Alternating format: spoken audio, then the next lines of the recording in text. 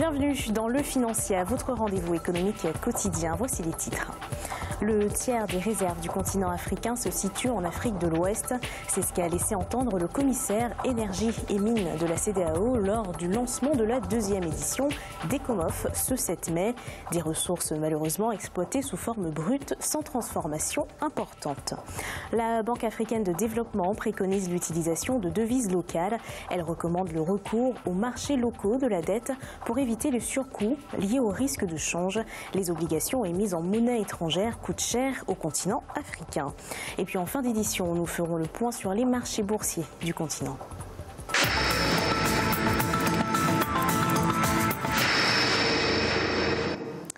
10% du manganèse, 8% de la bauxite et 7% de l'uranium mondial sont fournis par l'Afrique de l'Ouest.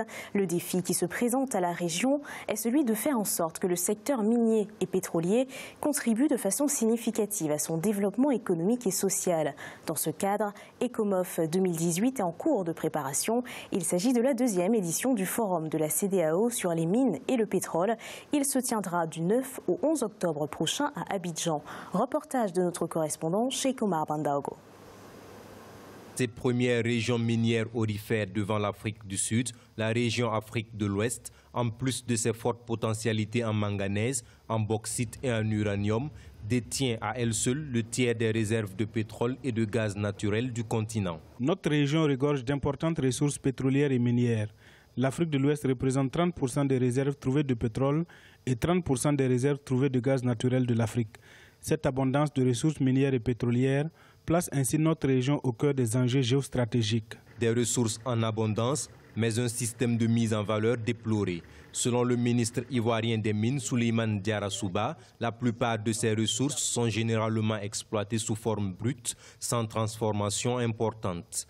Des réformes profondes sont selon lui importantes dans ces secteurs. Il faut d'abord penser à un code des investissements porteurs et qui oblige tous les investisseurs étrangers, parce qu'en fait nous n'avons pas nous les compétences nécessaires pour l'exploiter, mais que ces entreprises-là puissent travailler avec quelques entreprises africaines pour au moins un transfert de technologie. Et je crois que ça, c'est un grand pas. L'autre réforme nécessaire sera peut-être une réforme administrative sur le plan de la gestion même de ces ressources-là.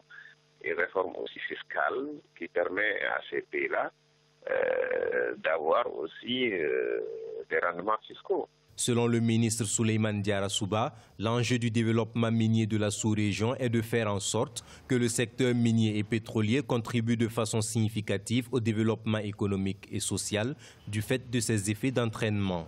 À noter que l'Afrique de l'Ouest fournit 10% du manganèse, 8% de la bauxite et 7% de l'uranium mondial.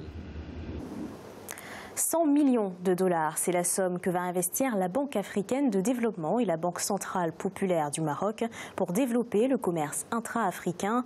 Cet accord de financement devrait permettre de booster les relations commerciales entre les entreprises marocaines et d'autres entreprises situées sur le continent africain. Plusieurs secteurs devraient être ciblés, dont les secteurs de l'eau, des infrastructures et de l'énergie. La Banque africaine de développement envisage d'investir jusqu'à 700 millions de dollars pour renforcer les flux commerciaux entre les pays du continent. La Banque africaine de développement lance un appel à la prudence. Il met en garde les pays africains quant au coût du service de la dette dans un contexte où les devises s'affaiblissent par rapport aux monnaies étrangères comme le dollar. Les pays africains ont émis globalement pour 18,3 milliards de dollars de dettes libellées en euros et en dollars en 2017. Les précisions de Victoria Sedji. Les obligations émises en monnaie étrangère coûtent cher au continent africain. En 2017, les pays africains ont émis 18,3 milliards de dollars de dettes libellées en euros et en dollars, selon la BAD, Banque africaine de développement, qui déclare que c'est un chiffre record inquiétant et un risque de surendettement pour les économies africaines en voie de développement. La BAD pointe du doigt les taux d'intérêt élevés qui rendent les obligations africaines attrayantes pour les investisseurs, mais creusent la dette de ces pays qui empruntent sur le marché financier. Entre 2010 et 2017, la dette en monnaie étrangère a grimpé de 40% selon le FMI, Fonds monétaire international. Si vous avez un faible taux de change, cela signifie que vous allez utiliser une grande partie de votre argent pour rembourser votre dette. Au cours des 6 dernières années, le taux d'endettement public moyen du continent a augmenté de près de 20% pour atteindre 53% de son produit intérieur brut. Même si la Banque africaine de développement estime que la dette publique en Afrique reste loin du niveau critique, elle appelle les gouvernements africains à privilégier l'émission d'obligations en monnaie locale.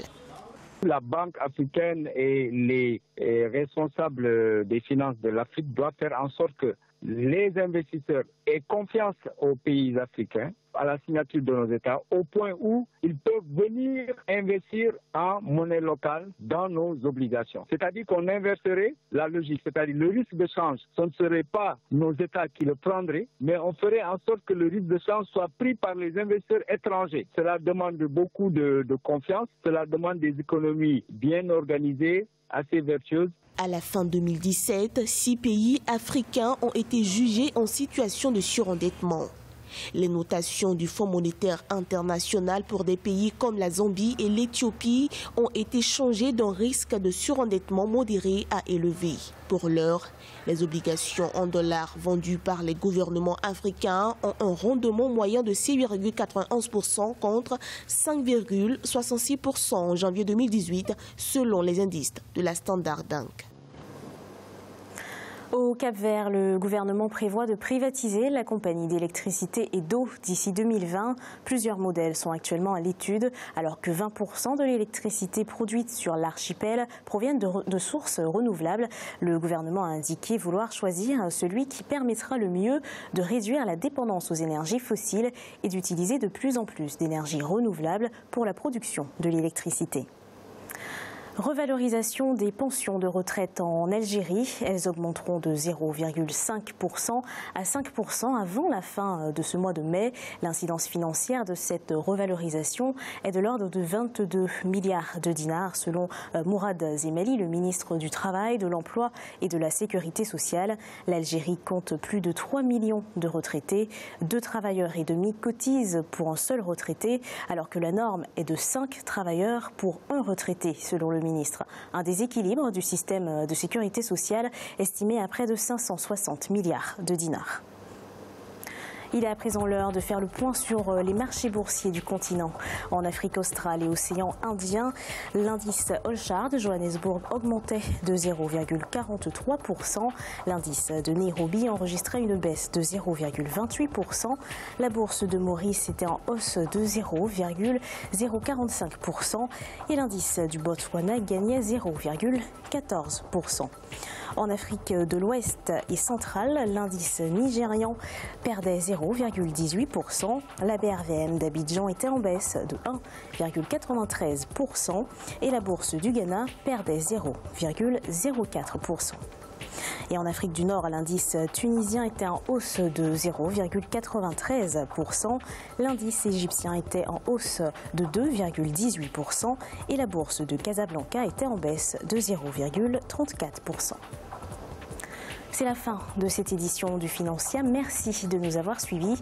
On se retrouve bientôt pour un nouveau rendez-vous de l'économie.